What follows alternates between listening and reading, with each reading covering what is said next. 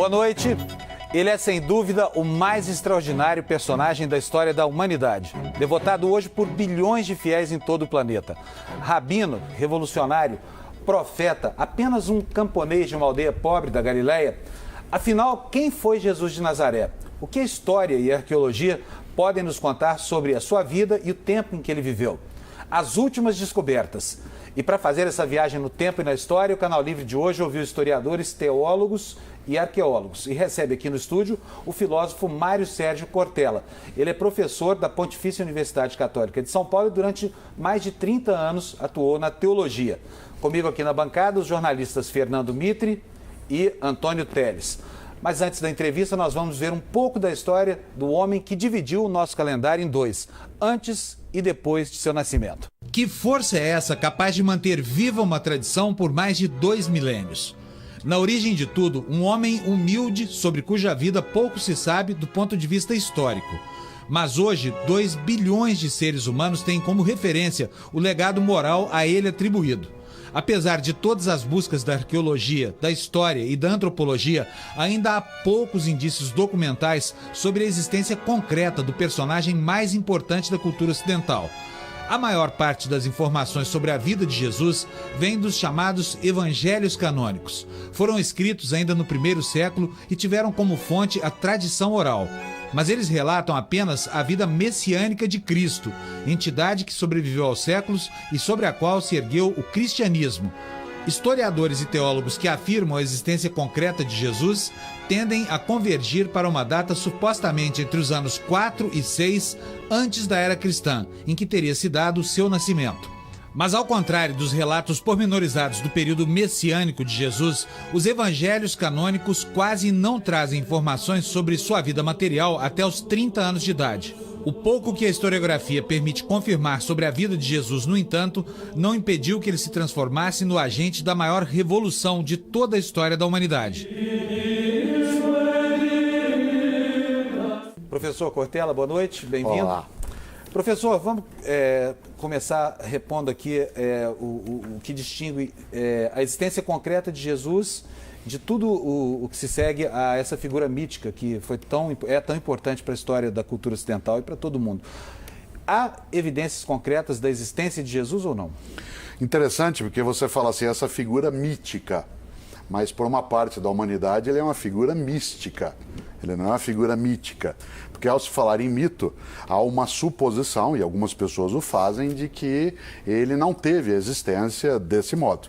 Se eu olho como mística, isto é, aquele homem com presença religiosa, crença na existência, sem dúvida. Se eu olhar como mito, esse tema só vem à tona basicamente no século XIX.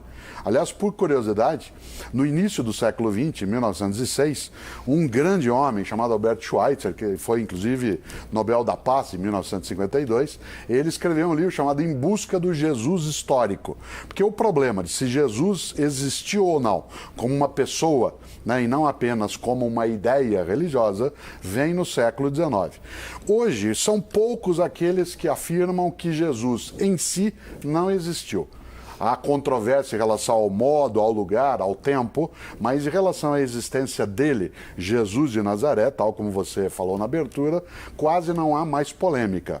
A discussão se dá em torno da noção de Jesus Cristo, isto é, o componente místico, né, que deixaria de lado essa percepção. Por isso, no ponto de partida, é importante que a gente compreenda que talvez como mito, o homem Jesus não é mais considerado, como já foi, né, no século XIX, uma parte do XX, basicamente, forçadamente um mito. Mas sim, isso, uma pessoa cuja percepção religiosa, ela atinge hoje mais de 2/3 da humanidade. Mas, professor, a personagem historiográfica de Jesus Cristo é bastante escassa, né? Sim. Só tem poucas linhas de 4 historiadores. E há uma contestação de estudiosos e arqueólogos de que talvez a existência real de Jesus fosse mais uma hipótese não comprovada do que propriamente uma realidade historiográfica. Então, o que não significa também muita coisa, porque não. o importante é a transformação que o cristianismo e é isso que eu dizia, e que a figura e agora, de Jesus... Com o Panunzio eu lembrava exatamente essa ideia, quer dizer, temática sobre a existência real do homem, Jesus, ela não preocupará durante centenas e centenas de anos. Ela virá à tona quando a ciência do século XIX desenvolve também algumas ferramentas, entre elas uma arqueologia mais sofisticada, né, e que vai buscar a história do passado. Agora, quando nós olhamos a menção a cristãos, se você olha Tácito, Plínio Jovem, Flávio Josefo, né, você vai encontrar ali menção à ideia de cristãos, inclusive a ideia de algum Jesus, irmão de Tiago. Isso. Nós não podemos esquecer que a importância que nós oferecemos ao cristianismo, ela tem que ser olhada de agora para trás. Porque se nós olhamos, digamos, há quase 2000 anos, o impacto de uma religião que nasce numa pequena região do mundo romano, dentro do império imenso, né? Que é uma dissidência dentro da religião daquele povo na Palestina, ela não terá um impacto, digamos, não seria, para usar uma expressão direta, não seria uma notícia hoje. Né? Provavelmente, se nós tivéssemos nos meios de comunicação de agora, não seria noticiado, nem a morte, né? Menos ainda a história do nascimento. Ela se tornou a posteriori, depois uma grande notícia, ou para usar um termo, né, grego que os cristãos usam, uma boa nova, né, uma boa notícia. Mas na origem não se teria. Nós temos que levar em conta também, Mitre, algo que é especial. A Palestina, especialmente Jerusalém, foi destruída no ano 70. Se acredita que Jesus tenha morrido por volta do ano 29, 30, aí alguns dirão, mas ele não morreu com 33 anos? Sim, mas se sabe que há um equívoco em relação ao ano, né, de nascimento. Não há o certo, provavelmente entre o ano 6... Ele nasceu, na verdade, 3 ou 4 anos antes de Cristo. Né? Jesus nasceu 3, 4 anos antes de Cristo. Mas Jesus teria morrido na revolta dos judeus? Não. O que eu quero dizer é outra coisa. Jesus deve ter morrido por volta do ano 29, 30 da era cristã. No ano 70, ou seja, algum tempo depois na história, muito pouco, Jerusalém foi destruída. E todos os templos e sinais daquele período no mundo judaico sofreram abalos por parte do ataque romano. Isso significa que uma parte também de uma eventual documentação que tivesse registrado aquela situação que aconteceu na Palestina, ela pode também ter desaparecido. E é bom lembrar que o primeiro evangelho foi escrito depois da destruição do templo. Exatamente. Portanto, muita coisa ligada à memória e muitas coisas ligadas a um histórico de uma personagem que você lembrava, né, Panunzio, talvez um impacto na humanidade, especialmente no campo mítico e místico. Ele é fortíssimo, mas cuja noção é tão presente que nós hoje continuamos tratando desse que pode ser um mistério, pode ser uma organização meramente religiosa, mas sem dúvida, notícia continua sendo em larga escala. Professor, o que importa saber é quem é esse Jesus de Nazaré na sua aparente insignificância. E o Cristo na sua grandeza, na sua monumentalidade, como um intermediário de um pacto entre o Criador e a criatura. Qual é, em que momento Jesus e Cristo se separam? Eles mais vão se juntar até do que se separar no século I. Haverá algumas discussões dentro da teologia sobre a separação. Quando o Cristo ganha uma imagem e uma monumentalidade extraordinária. O século I, aquele em que na datação cristã é o início, ele marca uma série de momentos onde havia muitas ideias de Messias no mundo judaico daquele período. Jesus não é o único que será entendido como um possível Messias naquele momento. Mas o se Cristo... nós olhamos... Então, o Messias é o Cristo. Sim. Porque Cristo é um termo grego para a expressão hebraica Messias. Então, a ideia de que viria alguém para libertar e salvar o povo, isto é, um Cristo, ela é presente quando Jesus existe. ela está ali no seio daquela comunidade, de toda aquela população. Ele era esperado. Professor, tem uma Jesus questão... será entendido como sendo o Cristo, aí eu vou falar o Cristo, e não Jesus Cristo, o Cristo por uma parcela das pessoas daquele momento. E depois, na história, assimilado como sendo o verdadeiro Cristo. Mas, professor, por essa aí parcela. é que está a questão.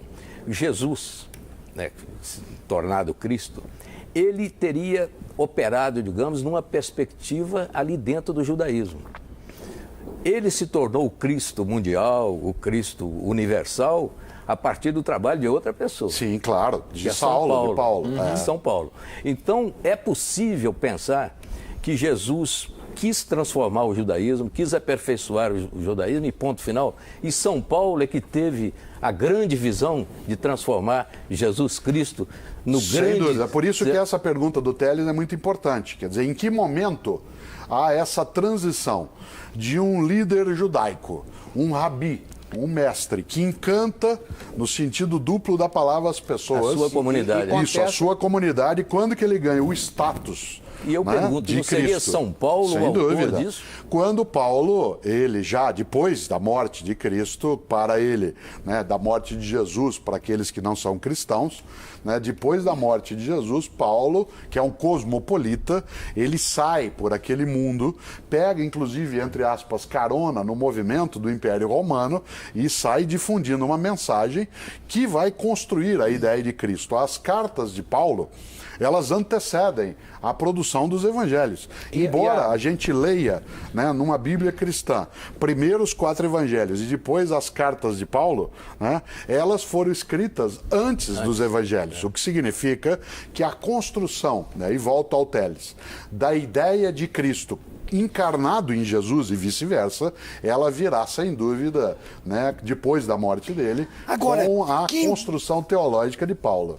Que importância tem investigar a origem de Cristo, a vida de Cristo, até que ele se manifeste na vida de Cristo, de Jesus, como figura humilde, simples, irrelevante, até que ele se transforme no Cristo luminoso que traz, por exemplo, a mensagem das bem-aventuranças, que é o resumo de todo um pacto que a humanidade fez com o Criador. Nos 2 primeiros séculos, mas especialmente no primeiro século, do tempo do cristianismo, a maior importância de torná-lo Cristo é, de um lado, marcar a ideia que, de fato, ele foi aquele que veio para a salvação. Há outras questões envolvidas nisso. No primeiro século, a grande marca é dizer, entre os vários messias que apareceram nessa época, este é o verdadeiro. Aliás, professor, me desculpa, mas essa figura do Messias, que tinha apenas a túnica, o cajado, era uma figura muito comum no tempo de Jesus. Sim. Havia uma tendência filosófica que era composta pelos cínicos, né? Sim. Aliás, a palavra cínico hoje é muito diferente do sentido que tinha ao tempo de Jesus. Eu queria que o senhor explicasse por que Jesus, que tem, enfim, é inevitável fazer uma associação com o movimento cínico, por que justamente esse personagem ganhou essa importância histórica? Até vamos lembrar um pouco, porque filosofia às vezes também o meu pedaço, a palavra cínico vem de cachorro. Né? Tanto que quem gosta de cachorro é chamado de alguém que é um sinófilo, não um cinéfilo, como o Mitre é. Né? É um sinófilo, aquele que gosta de cães.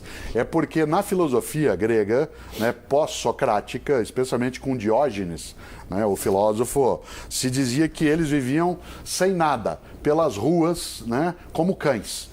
E aí foi chamado de uma escola cínica, isto é, a escola em que as pessoas acham que ela, para existir, precisa ter apenas a ela mesma, sem nenhuma propriedade, sem nenhum bem.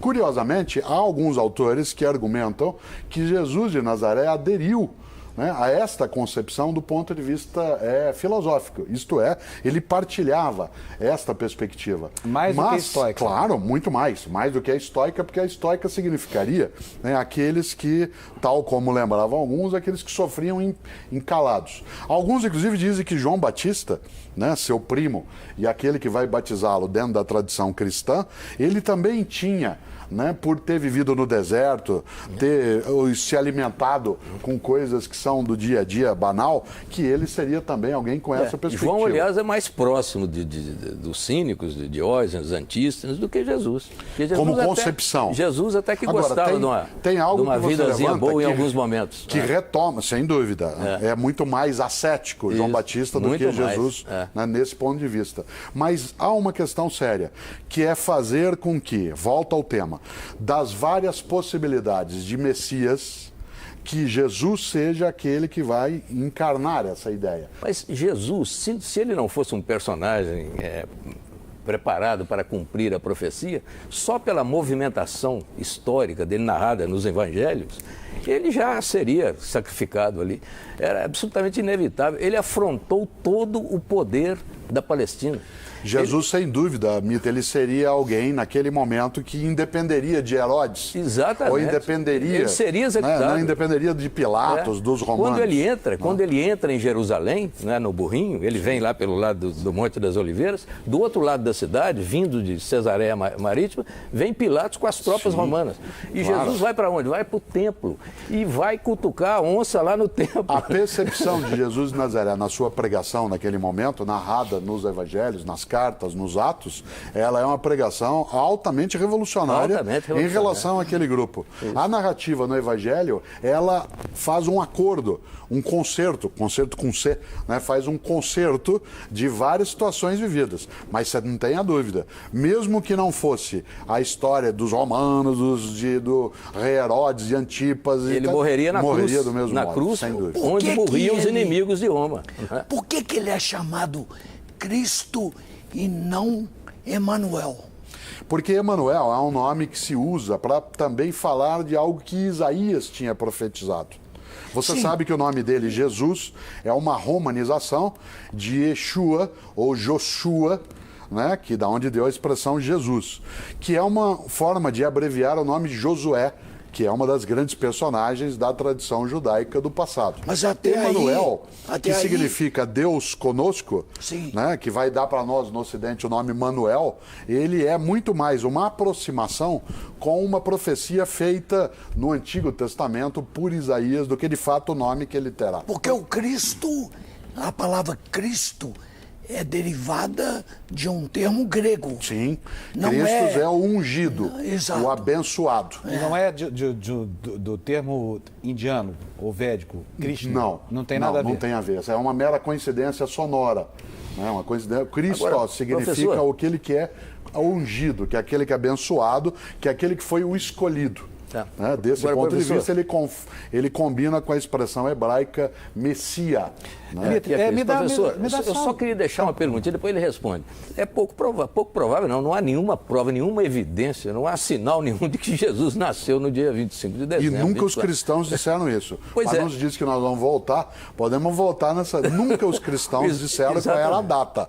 Exatamente, mas aí criaram isso. Tem uma convenção em relação Tem uma convenção, a isso. mas tem um outro dado histórico, aí esse é histórico interessante. Uma divindade, Mitra, que eu não posso esquecer o nome, nasceu sim, no dia 25 de dezembro, acredita-se segundo a tradição do mitraísmo. Então, alguns vão dizer que é mito, outros vão dizer que é místico. O cristianismo foi lá e pegou essa data. Né? Isso não muda toda a história, né? Mas ele dá um sabor especial porque aprofunda o mistério. E religião é mistério. Professor, nós vamos aproveitar agora, eu queria interromper em função disso, porque nós vamos conhecer a opinião de um outro especialista, que é o historiador André Chivitarese. Ele é professor de História Antiga da Universidade Federal do Rio de Janeiro. Normalmente, quando a gente pede uma prova concreta, nós esperamos um objeto palpável, não é? A cama, a casa, a roupa. Bom, isso não tem.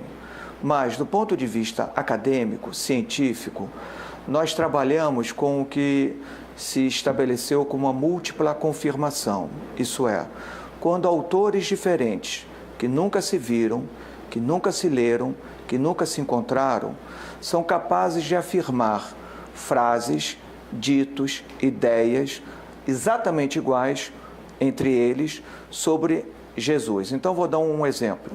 Paulo, que é o autor mais antigo que nós temos em termos de produtor de cartas, não é? Ele é capaz de registrar, palavra por palavra, o que Jesus disse na última ceia pascal junto dos seus discípulos. Marcos, um evangelista que veio muito depois de Paulo, sem nunca ter lido Paulo, foi capaz de também falar exatamente as mesmas palavras que Jesus disse. Então, há uma argumentação bastante plausível para dizer que Jesus existiu. Muito embora a gente não conheça a sua casa, não conheça a sua cama, não conheça a sua roupa. E digo mais, hoje a história, a arqueologia já conseguem ver a sombra que Jesus projetou no seu andar. Ainda não chegamos nele, mas já conhecemos a sua sombra. E acho que a tendência, cada vez mais em que a pesquisa avançar, principalmente arqueológica, nós vamos chegar a Jesus. Mas aí, se acharmos, por exemplo, o túmulo de Jesus, como queria um cineasta europeu, acabou o fundamento do cristianismo. Claro. Quer dizer, evidência científica demais túmulo, pode não... Se achasse o corpo. a ossada, digamos. Agora, uma das coisas curiosas, para nós, quando se fala de achar o corpo de Jesus e, portanto, negar o Cristo ressuscitado, É o James Cameron, né? É o James Cameron, canadense. né, que falava disso. Você imagine que, mesmo naquela época, as autoridades judaicas daquele tempo, que queriam se contrapor àquela percepção que Jesus houvera incutido em uma parcela daquela população, se a ressurreição, que é a principal forma de elevar a divindade daquela crença, o quanto que esse túmulo com o cadáver deve ter sido procurado.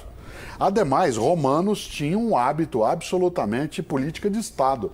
Aquele que fosse executado e que tivesse muitos seguidores, o corpo dele era colocado para apodrecer, para que não se pudesse fazer o culto ao sepulcro, ao lugar onde ele fosse sepultado. Mas no caso de Jesus, José de Arimateia não resgatou o corpo dele da cruz? Mas não que os romanos iam deixar. Eles não tinham uma polícia assim tão ineficiente, né, e que daria para Arimateia pegar, ainda mais numa cidade, né, como Jerusalém.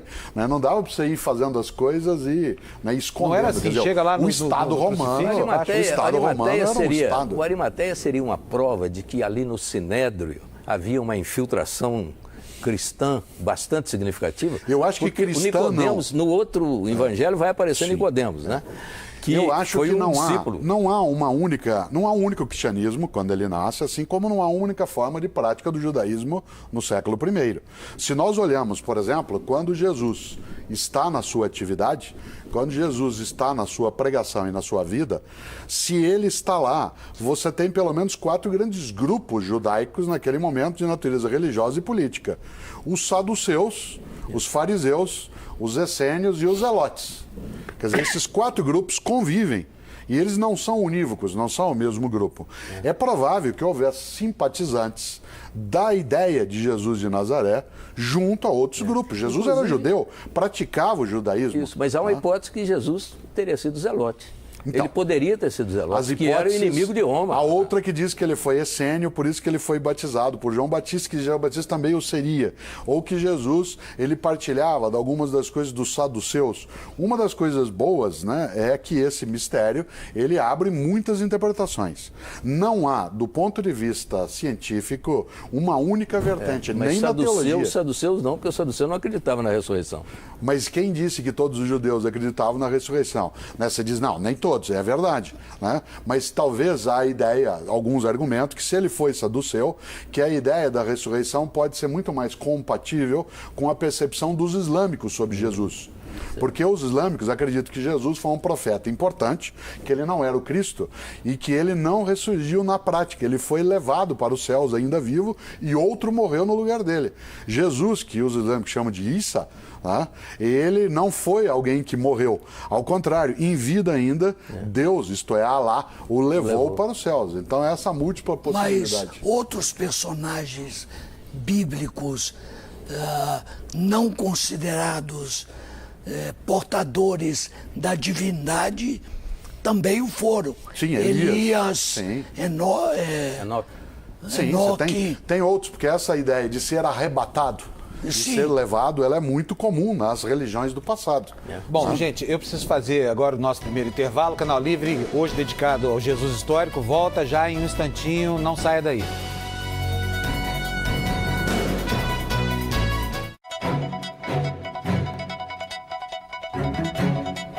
Voltamos com o Canal Livre, que esta noite debate a história de Jesus com o filósofo Mário Sérgio Cortella. Para Pedro Paulo Funari, que é professor de História e Arqueologia da Unicamp, mais vestígios da vida na Galileia, na época de Jesus, ainda serão descobertos nas próximas décadas. Vamos ver o que ele diz. A arqueologia ela é muito importante porque ela nos fornece o contexto no qual Jesus viveu. Nós temos muitas informações que provêm de escavações na Terra Santa, na Palestina. Elas se referem tanto às maneiras como as pessoas viviam, as suas casas, como que viviam as autoridades, como vivia o povo comum. Na Palestina, a vida era ao mesmo tempo muito simples, porque a população local dos seguidores de Jesus eram pessoas analfabetas que viviam no campo, viviam de atividades muito simples como a pescaria, que eram os primeiros seguidores de Jesus, camponeses, mas ao mesmo tempo era uma sociedade muito complexa, porque havia cidades, inclusive com uma população estrangeira que falava outra língua, que era o grego. Havia tropas romanas que vinham soldados de pontos muito distantes do império. Portanto, Jesus conviveu, embora os seus seguidores e seu círculo mais íntimo fossem de pessoas muito humildes, ele conviveu com pessoas de diferentes origens étnicas, de uma região muito grande do Mediterrâneo Antigo.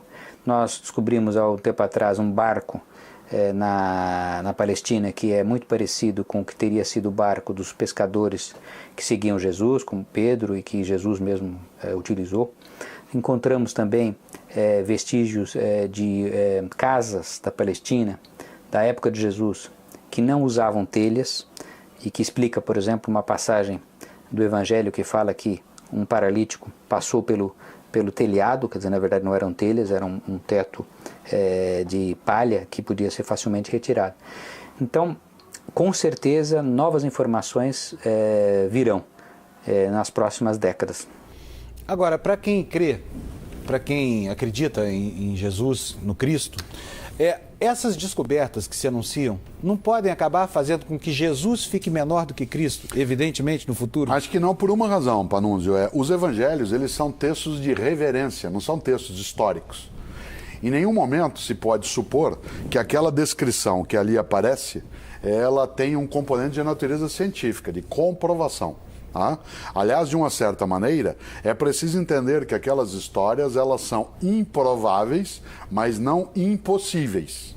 O senhor está se referindo, inclusive, aos milagres, por exemplo? Não, as histórias em geral. Quer dizer, quando eu digo que é impossível, eu estou dizendo que isso nunca existiu.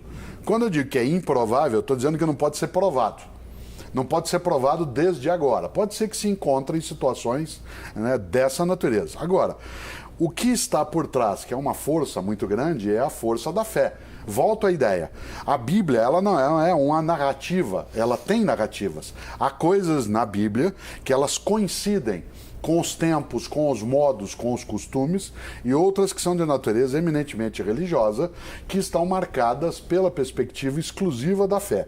Algumas pessoas acreditam que o texto bíblico ele é literal, isto é, ele é mesmo aquilo que aconteceu. Mas isso não é consenso dentro das várias formas de cristianismo, nem hoje, nem na história. Professor, do ponto de vista dos evangelhos, se pegar o primeiro evangelho, que foi aquele escrito mais próximo do evento, quer dizer, Marcos escreveu 40 anos depois, né, mais ou menos ali na época da Revolução, da tentativa de Revolução, que foi em 66, não é? Então, sob aquela influência. Mas ele conviveu com muita gente que viu Jesus, que pode ter testemunhado. É possível, e os outros evangelistas beberam muito na fonte de Marcos, é possível entender o evangelho de Marcos como aquele de maior credibilidade do ponto de vista historiográfico? É provável que ele contenha a influência mais forte, inclusive porque tanto o Evangelho de Lucas quanto o de Mateus, eles têm sim o Evangelho de Marcos como referência. Digamos que fosse a primeira reportagem que recolheu as narrativas da época. Isso mesmo, né? E aí ele influencia o que virá na sequência. Aliás, é o texto mais jornalístico. Claro, né? mais jornalístico, é mais do dia, de jornal mesmo, de dia. É. Né? E o Evangelho de João, ele já está mais voltado para o campo místico naquilo que o Telles antes levantava em relação a mostrar que Jesus era Cristo e não só a mera trajetória. Tanto que você não tem a história do nascimento de Jesus narrada nos 4 evangelhos. Só um deles, que é Mateus, vai falar da visita de magos e assim por diante. O que é certo é que esses evangelhos, eles contam uma história do ponto de vista da fé, que para quem nela cria, era de fato, ainda é, a resposta da realidade. Há, inclusive, uma discussão sobre quem são, de fato, os autores dos evangelhos. Pode ser, inclusive, que, embora seja o Evangelho segundo Marcos, que seja uma homenagem ao apóstolo Marcos e uma comunidade resolveu batizar com esse nome. Há dúvida, né, hoje quase certa, que o João do Evangelho não é o mesmo do Apocalipse e não seria o mesmo discípulo amado. Quer dizer, existe uma série de situações... Ele se auto-intitula discípulo muito amado. Eu sei, mas não se supõe que necessariamente ele seja o mesmo. Podem ser 3 pessoas diversas e, eventualmente, o autor de um evangelho não necessariamente é uma pessoa. Ele pode ser um coletivo, uma comunidade que o faz. Não há essa certeza. Não há documentação que traga isso dizendo, não, este Marcos é o apóstolo Marcos que conviveu com Jesus e escreveu desse modo. A fé de muita gente acredita nisso.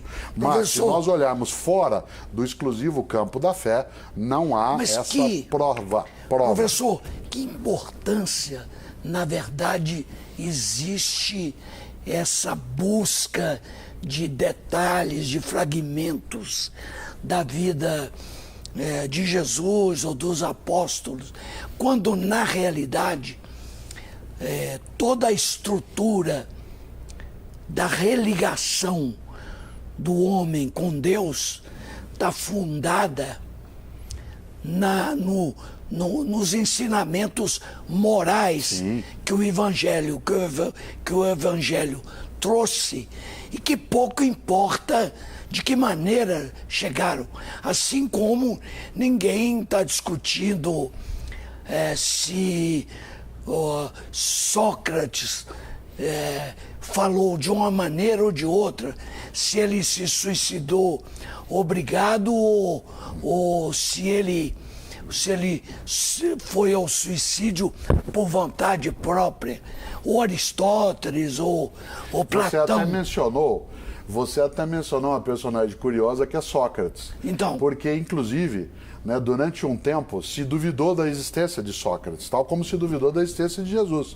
Alguns imaginavam que Sócrates ele era apenas uma personagem, entre aspas, inventada por Platão. E ele é um conjunto de regras morais. Alguns, inclusive, aproximam ideias morais de Sócrates de ideias de Jesus de Nazaré. Mais tarde você tem essa junção. Agora, tem uma coisa que você levantou, Telles, que é muito importante nisso. Você fala, o que interessa a quem crê, tanto faz. Para quem tem uma crença em Jesus Cristo e não está preocupado com a identidade, com a filiação direta humana, que não está exclusivamente marcado pelo lugar... Que não altera em nada. Isso é absolutamente indiferente. Tanto o senhor acha que altera? Não, não altera. A fé não altera. Inclusive é irrelevante até se houve ou não o personagem de Jesus. Claro. Esta ideia de que Jesus ela existiu, né, como pessoa, que Jesus existiu como pessoa, ela sempre incomodou mais os não cristãos do que, de fato, os cristãos. Aos cristãos, por estar apoiado na fé, isso era uma questão de menos importância. Agora, nos últimos 200 anos, em função, como eu dizia antes, do avanço da arqueologia, das ferramentas de comparação de texto, do crescimento da linguística, do domínio, inclusive do aramaico, que era o idioma falado na Palestina e que não é falado por mais ninguém. Então você precisava de outro tipo de método para se aproximar. Também a teologia cristã se debruçou sobre isso, não para dizer assim, não, Jesus está aqui, ele existiu mesmo, mas as teologias cristãs para evidenciar que há uma conexão entre o Jesus, pessoa, e o Jesus Cristo, para ressaltar a importância da fé. Mas é Mas claro a preocupação entre cristãos, ela não Mas é se claro, dará. professor, é claro detalhe. que a historiografia vai continuar essa busca do dúvida. Jesus histórico, essa é a vocação dela, é a razão de ser dela. Mas ainda do ponto de vista jornalístico, eu diria assim, no Evangelho de Marcos, tem lá uma previsão inteiramente errada, ou eu que estou lendo de maneira objetiva demais, que é o fim do mundo chegando. Ali dá a impressão, eu vou dizer Marcos, porque está na boca de Jesus, que não vai demorar muito. Ele chega a dizer, os nossos contemporâneos vão testemunhar essa passagem. Ali Você é um erro tem- de previsão brutal. Você tem no século I, que é quando Jesus vive, existem vários apocalípticos. Isso. Isto é, vários Inclusive tem profetas... um pequeno apocalipse em Marcos. Claro, no próprio texto. É. Há vários profetas do fim dos tempos. Isso. Alguns, inclusive, apoiam que João Batista caminhava nessa direção. E se a gente olha a pregação de João Batista, narrada também em alguns textos, ele dirá em relação ao fim próximo. Jesus tem, no registro de Marcos, algumas falas dessa natureza.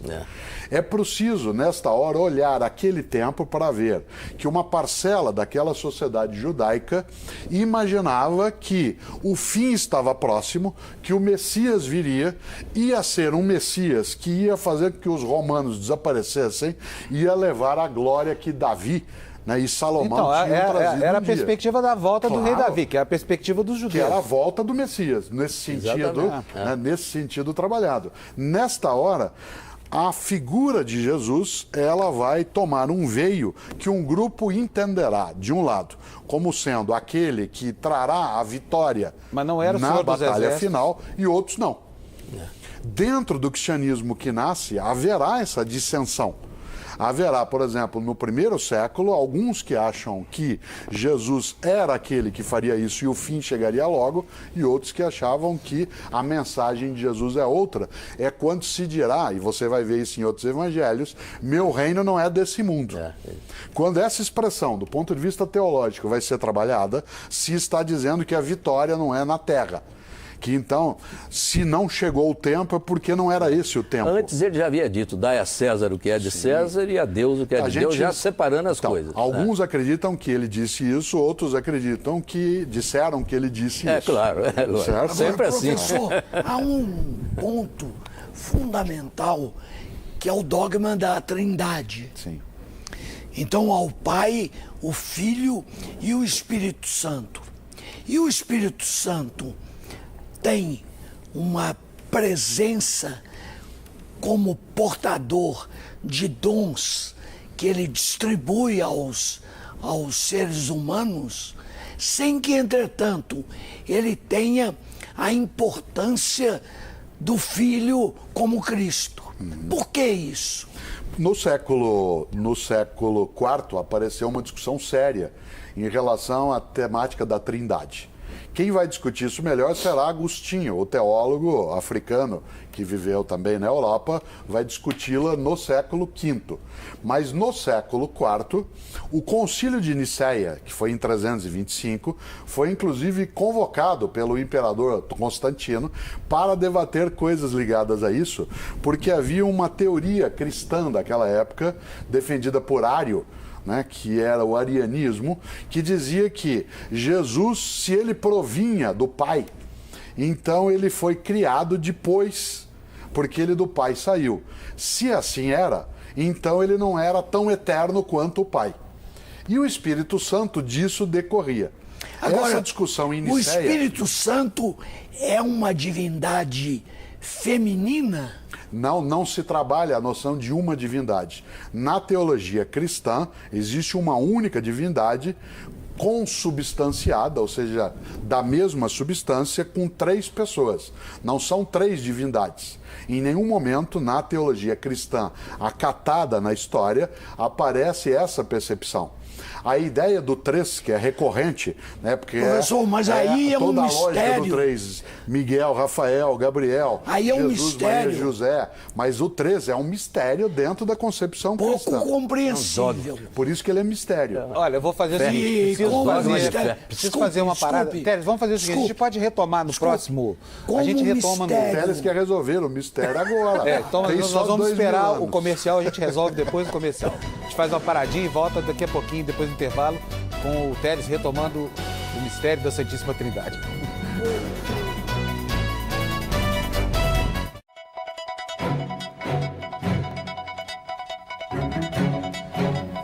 Estamos de volta para o último bloco do Canal Livre desta noite, hoje discutindo a vida do personagem histórico de Jesus de Nazaré.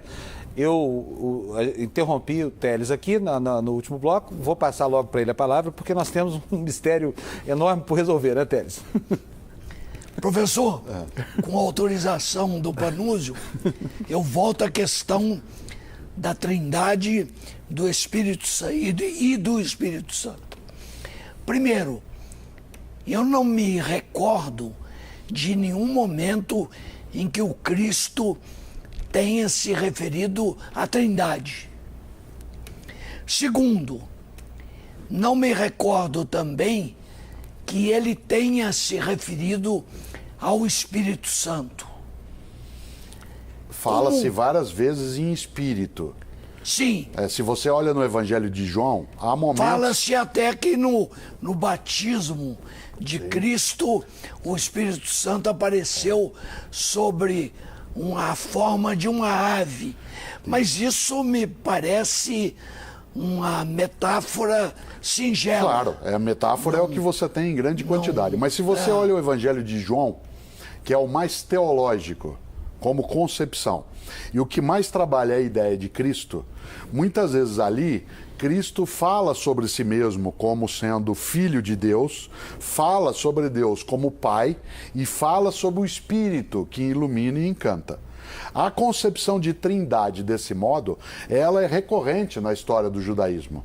Eu falava antes até do intervalo que se trabalha com Abraão, Isaac e Jacó, né, com a trilogia dos arcanjos, se trabalha sempre a noção do 3, ela é recorrente nessas culturas, inclusive entre gregos, entre egípcios. Se a gente olha, você lembrou o hinduísmo, né, num determinado momento, dentro da multiplicidade da força divina, né, do hinduísmo, Brahma, Vishnu e Shiva, também você tem um 3. Então, a noção triádica do 3, ela aparece com força naquele momento. E no Evangelho de João, há essa expressão.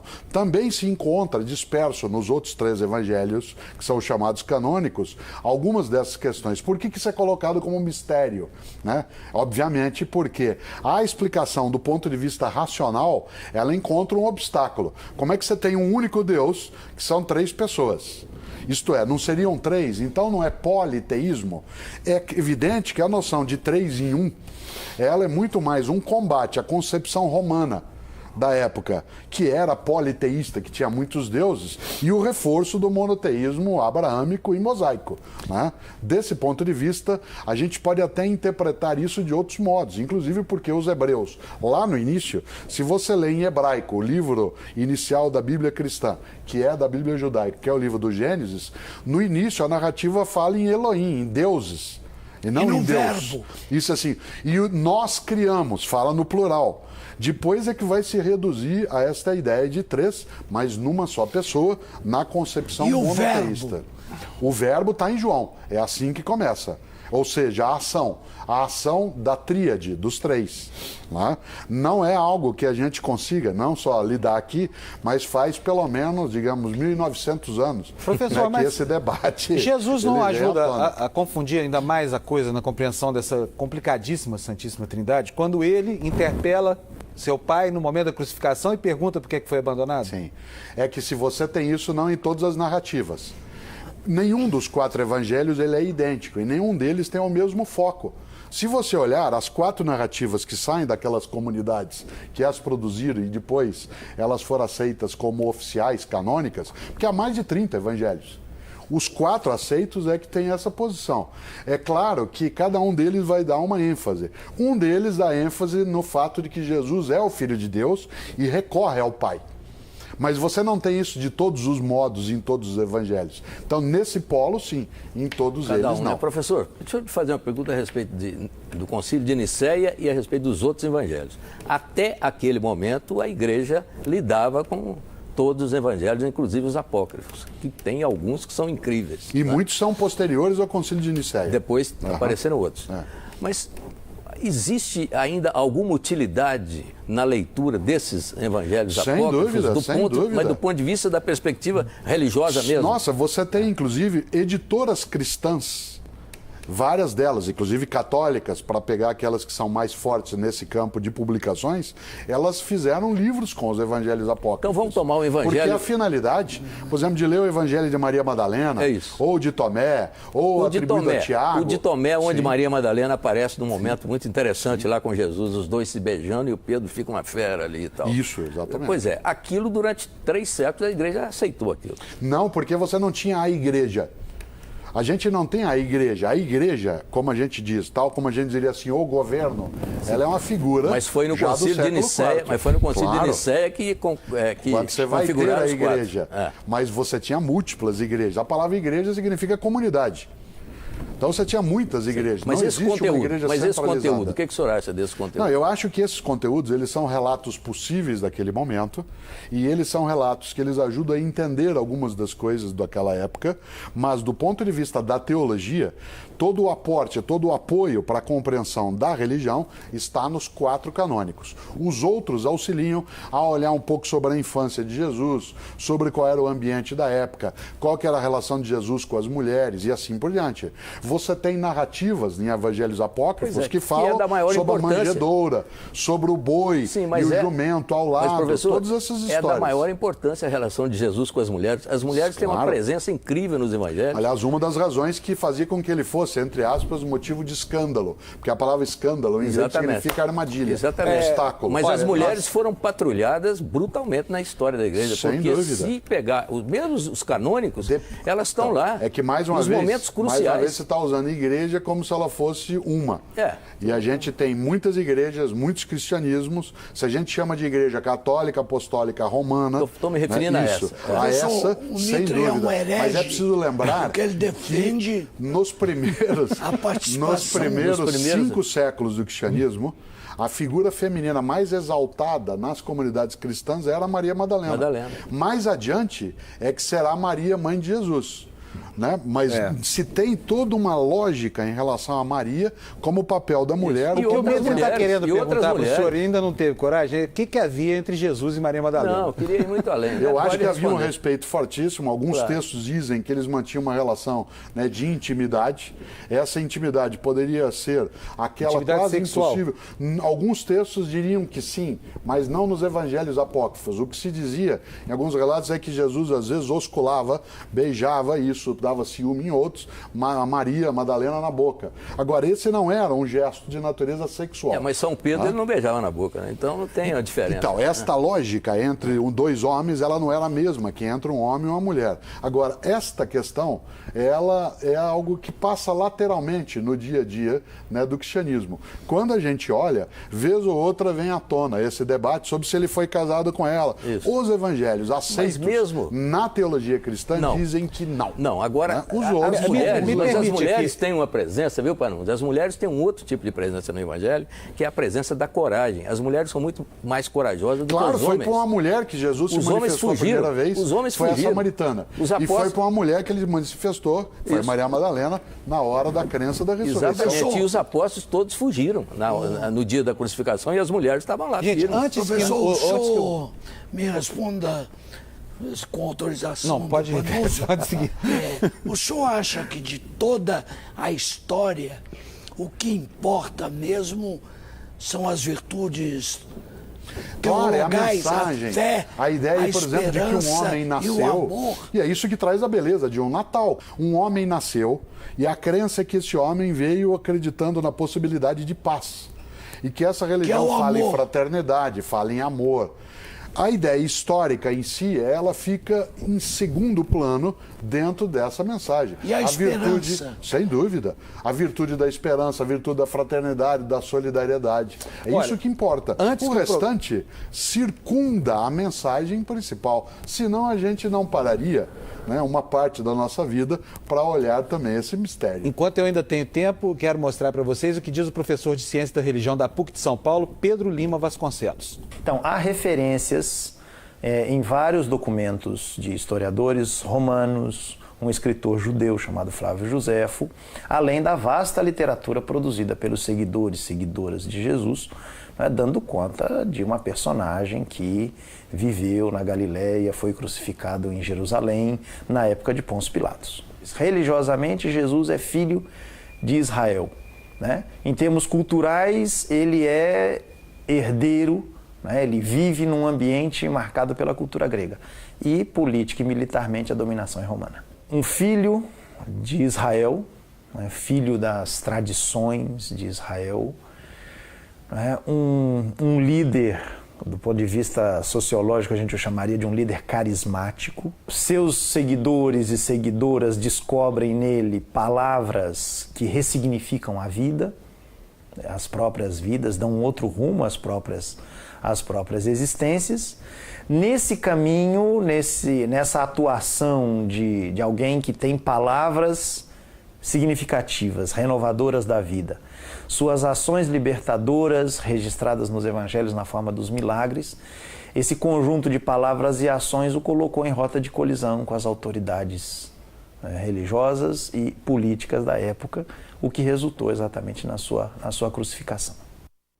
Professor, infelizmente, é uma palavra que não gosta que eu use aqui, mas enfim, nosso tempo terminou e nós só temos tempo agora para suas considerações Então, você finais. vê, o nosso tempo terminou e a história do cristianismo não. Vai continuar mais Ela 2010 persiste anos. com essa inquietação, esse debate.